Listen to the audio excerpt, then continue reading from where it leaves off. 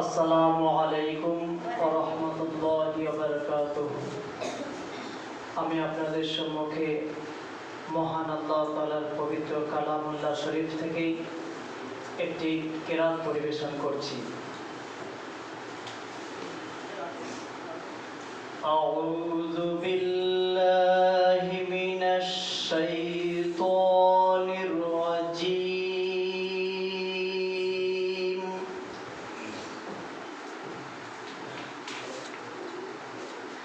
বিসমিল্লাহির রহমানির রহিম।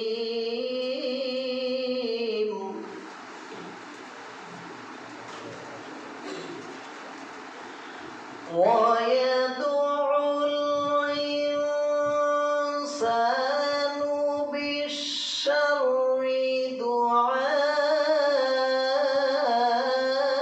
دعاءه بالخير وكان الإنسان عجولا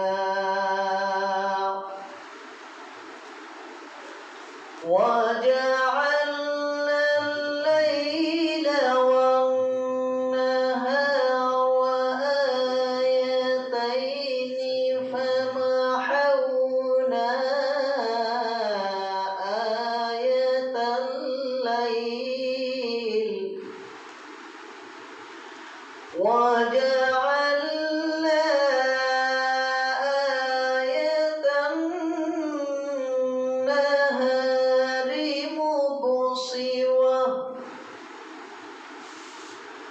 مبصرة لتبتغوا فضلا من ربكم ولتعلموا عدد السنين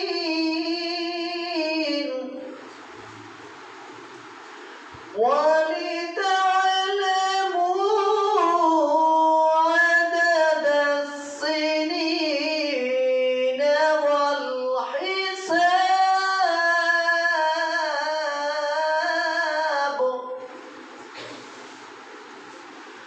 وكل شيء فصلناه تفصيلا